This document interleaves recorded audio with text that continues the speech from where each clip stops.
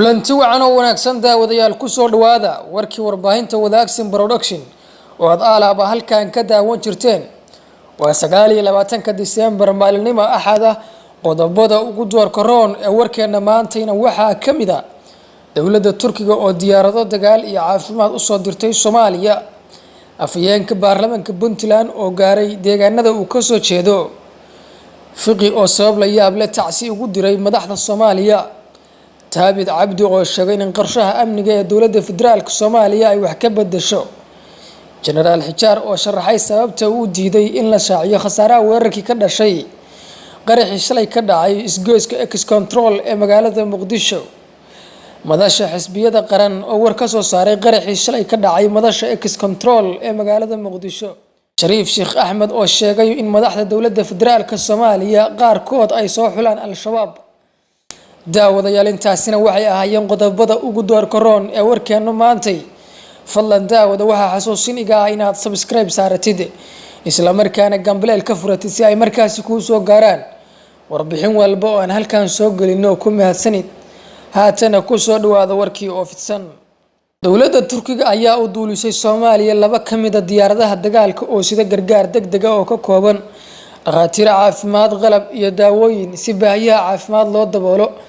madaxweynaha Turkiga ayaa amray in diyaaradan loo amro inay u kacdo Soomaaliya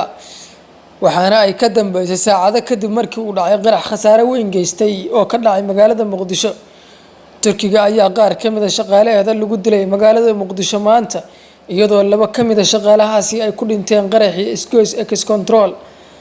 safiirka Turkiga ee Soomaaliya ayaa sheegay inaysan weeraradani hakin doonin inay caawiyaan dalka soo kabanaya wuxuuna sheegay inay qayb ka qaadanayaan dib u dhiska Soomaaliya afayeenka baarlamaanka Puntland Cabdirashiid Yuusuf Jibriil ayaa u socdaalay gobolka uu ka soo jeedo ee Sanaag halkaas oo uu tagayo tan iyo markii xilkan uu qabtay isagoo taageero ka helay madaxtooyada Puntland waxaana safarkiisan uu ku wajahan yahay sidii uu u heli lahaa taageerada beeshiisa afayeenka cusub ayaa socdaalkiisan ka bilaabay magaalada Dhahar halkaas oo ay ku wada kulmeen odayaasha dhaqanka ayna ka wada hadleen arrimaha ku wajahan waxyaabaha tabashada ay tahay in wax laga qabto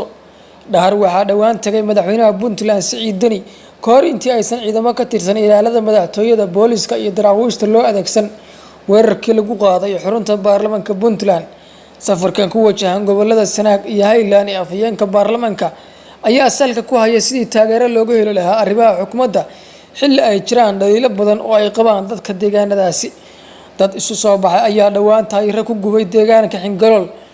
oo ku badan yihiin taageerayaasha afayeenka hore Cabdixakiin Maxamed Wabadreed waxaana qorshaha socda kamid ah sidii uu halkaasi u tagi lahaa ka sokow safarkan afayeenka baarlamaanka waxa ku weheliyay in ka badan 10 xildhibaan oo deegaan doorashadoodu u badan tahay gobolada kale ah bari iyo nugaal taas oo ah madaxtooyada Puntland doonayso in la qanciyo dadka deegaanadaasi oo hadda ku howlan dhismaha maamul u gaar ah dadka ka soo jeeda afayeenka cusub ee baarlamaanka ayaa u arka mas'uul ay meesha geysatay madaxtooyadu si meesha looga saaro la xisaabtanka xukuumadda taas oo dhawaan qaray madaxweynaha Puntland inay iyagu ka dambeeyeen oo ay eegteen siyaasadooda gaarka ah gaadiidka gaashaamay ee dagaalka ayaa soo galbinayay wafdigani waxaana sidaas oo kala jira mudanayaal ka tirsan baarlamaanka oo aan ka soo jeedin deegaanadaasi iyo qaar kamid ah saaxiibada madaxweynaha Puntland Siciid Cabdullaahi Dani xildhibaan Axmed Macalin Fiqi oo ka tirsan golaha shacabka oo ka tacsiyadeynayay qaraxii shalay ka dhacay magaalada Muqdisho ayaa sheegay in dhankooda uu tacsiyeynayo laamaha amniga iyo madaxda dowladda federaalka gaar ahaan madaxweyne Farmaajo iyo ra'iisul wasaare Khayre xildhibaan Fiqi ayaa sheegay in sababta ugu tacsiyeynaya ay tahay inay gabeen ilaalinta shacabka la xasuuqayo maalin walba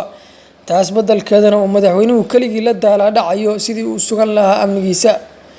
waxaan rabaa inaan u tacsiyadeeyo hay'adaheena amniga waxaan u tacsiyeynayaa ra'iisul wasaareheena waxaan u tacsiyadeynayaa madaxweynaheena oo runtii waxaan tacsi ahayn kari waayay dadka la xasuuqay ay iyagu amniga ka sugayeen madaxweynaha uu isku soo koobay sidii uu sugi lahaa amnigiisa waxay daabka madaxtooyada uu ku xirto dhagax iyo ciidan sidoo kalena xildhibaanka ayaa sheegay in xukuumaddu ay ka jeesatay shaqadii loo igmaday oo dagaalkii la rabay inay ku qaadaan cadawga ay u weecisay maamul goboleedyada iyo siyaasiyiinta ka aragti duwan isla markaana ay bedelaan caqiidada ciidamada qaran oo ay ka dhigaan kuwa ilaalinaya nidaamkooda oo aan shacabka u adeegin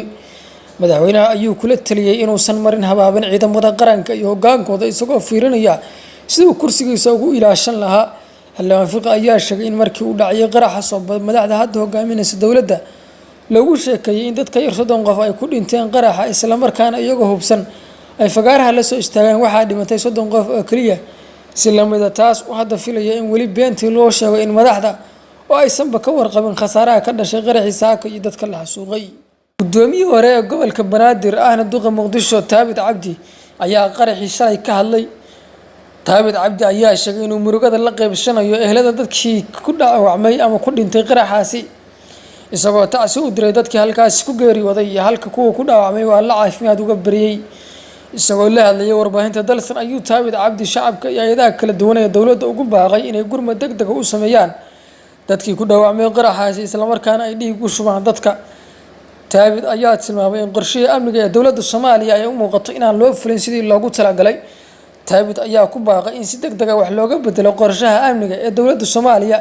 isla markaana la fiiriyo khasaare isugu jira dhibasho iyo dhaawac ayaa ka dhashay qaraxani waxaana geeriyooday 79 ruux iyadoo ay ku dhaawacmeen 125 qof waxaana ku jira arday dhiganaysa jaamacadda Banaadir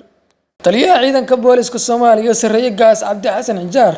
warbaahinta kula hadlayay magaalada Muqdisho ayaa faahfaahin ka bixiyay qaraxii shalay ka dhacay magaalada Muqdisho taliyaha ayaa sheegay in xaqiijiyeen dhimashada 79 ruux halka dhaawacyada uu ku sheegay in ka badan 100 qof isagoo u tacsiyeeyay ehelada dadkii ku dhintay kuna dhaawacmay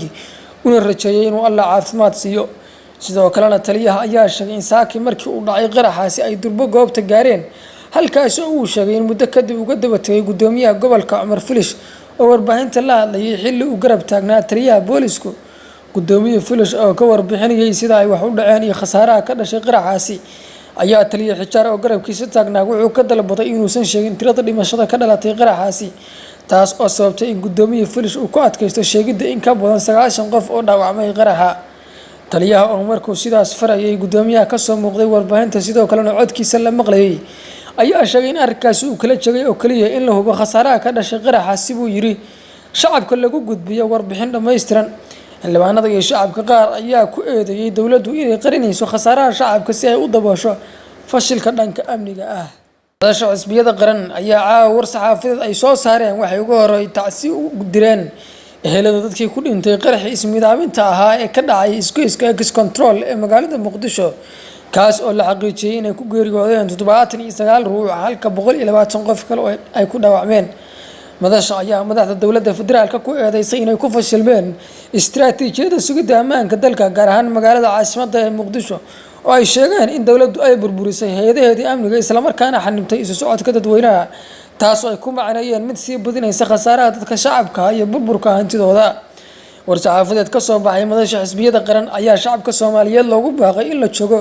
maalinka isku gurman lahaayeen oo kuwa dad qaba ay isgarab taagi lahaayeen walaalaha ku waxyeeloobay xasuuqii ay al-shabaab ka geysteen Muqdisho ugu dambeyntiina war-saxaafadeedka madaxda ayaa dowladda federaalka loogu baaqay in la timaado istiraatiijiyad ka duwantii 3 sano ee la soo dhaafay lagu fashilmay ee horseeday in kumanaan shacab Soomaaliyeed ay ku nafayaan weeraro lagu hortagi karay